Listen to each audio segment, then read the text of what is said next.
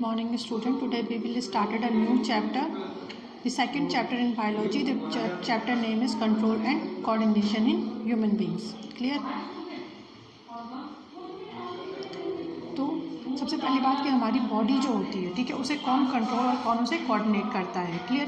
तो हमारी बॉडी में जो भी हम एक्टिविटी करते हैं, ठीक है, जो भी हमारी एक्टिविटीज़ होती है, जो भी हमारा रिएक्शन होता है, उसे कंट्रोल करने के लिए कौन बना होता है? Normally brain. ठीक है. अगर आप क्या करते हो, किसी भी हॉट यूटेंसिल्स पर हाथ लगाते हो तो एकदम आपके ब्रेन क्या करता है? आपको मैसेज थ्रू करता है कि अपने हाथ को हटा दो. ठीक है. तो हमारी बॉडी में सबसे इंपॉर्टेंट वर्क कौन कर रहा है? ब्रेन. क्लियर? तो इसके अलावा भी, ब्रेन के अलावा भी हमारी बॉडी में कई ऐसी मतलब कोऑर्डिनेशन, एक बॉन्ड जैसा है हमारी बॉडी में, जो क्या करता है? हेल्प करता है किसमें?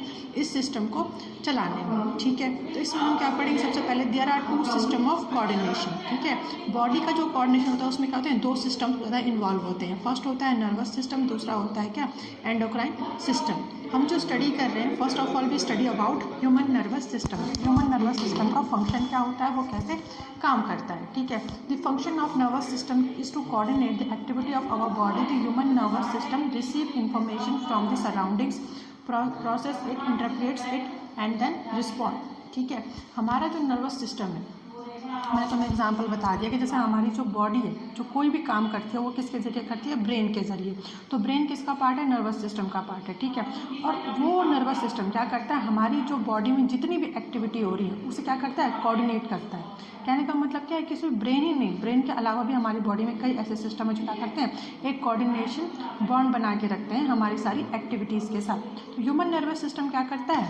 Human nervous system receive information, जो भी हमारी इंफॉर्मेशन है. ठीक है. जैसे सपोज हमारी फिंगर क्या हो गई? प्रिक हो गई. ठीक है. अगर हमारी फिंगर प्रिक हो गई तो उससे क्या होगा कि हमारी जो फिंगर पे जहाँ पे कट लगा है, यहाँ पे जहाँ पर वो कट गई है, वहाँ से क्या होगा? उस फिंगर के पॉइंट से, ठीक है, यहाँ पर से जो भी हमारी सिग्नल्स है, ठीक है, देखो मैसेज कोई टाइप तो कर सकता है नहीं ब्रेन, तो सिग्नल के थ्रू क्या होता है? ये सारा यहाँ हमारी फिंगर से हमारे ब्रेन तक पहुँचता है.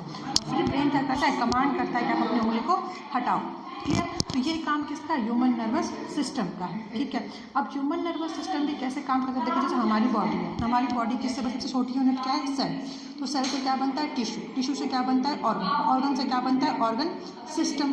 क्लियर? तो ऐसे ही क्या होता है, जैसे सबसे छोटी यूनिट है सेल.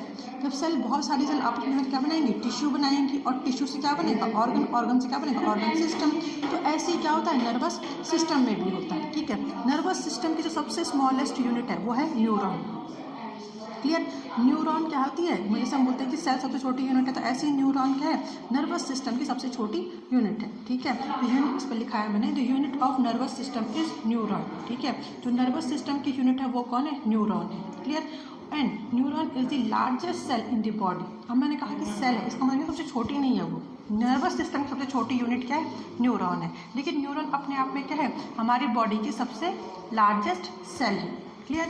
It consist 3 components. जो न्यूरॉन होता है, न्यूरॉन का जो स्ट्रक्चर होता है वो क्या होता है? ये क्या करता है? 3 कंपोनेंट्स के साथ मिलकर बनाता है. ठीक है. सबसे पहला इसमें सेल बॉडी, साइटोन इसे बोलते हैं, डेंड्राइट्स, और थर्ड एक्सोन.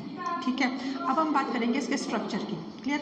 इसमें फर्स्ट देखो, the irregular structure is called cell body that enclose a nucleus is in neuroplasm. ठीक है. अब देखो, तो इरेगुलर स्ट्रक्चर का मतलब है कुछ इस तरह का स्ट्रक्चर होता है जो काफ़ी इरेगुलर होता है. क्लियर? जो ये इरेगुलर स्ट्रक्चर है, क्लियर, इसको हम क्या बोलते हैं? सेल बॉडी या फिर साइटोन. सेल बॉडी या फिर साइटोन. अब जो इसके आउटर में, ठीक है, देखो नेक्स्ट पहला क्या किया? From cell body small branches arises called as dendrites. ठीक है. इस हमारे पास जो ये यहाँ पर जो हमारे पास सेल बॉडी है, इससे क्या होंगी? कुछ क्या होंगी? Body small branches. ठीक है. कुछ क्या होंगी? स्मॉल ब्रांचेस अराइजेस होंगी इस तरीके से. यहाँ पर देखो, तो ये क्या है हमारे पास? डेंड्राइट्स. क्लियर?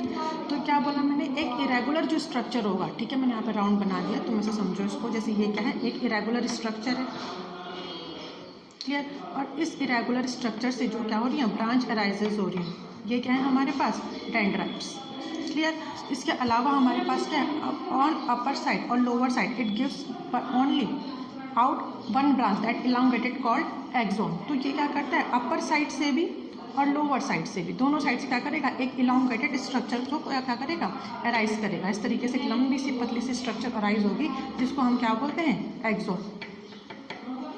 अभी मैंने बहुत सारी लेबलिंग नहीं की है, लेकिन तुम्हें फिर सबसे ये तीन चीज़ें समझनी है। फर्स्ट सेल बॉडी, दूसरा डेंड्राइट्स एंड थर्ड एक्सोन। इसका क्लियर स्ट्रक्चर है यहाँ पर, ये देखो, ठीक है। तो यहाँ पर मैंने क्या बोला, जो इरेगुलर शेप है, ये तुम्हें इरेगुलर शेप दिख रहा है बाहर से इस तरीके से, ये क्या है हमारे पास, सेल बॉडी।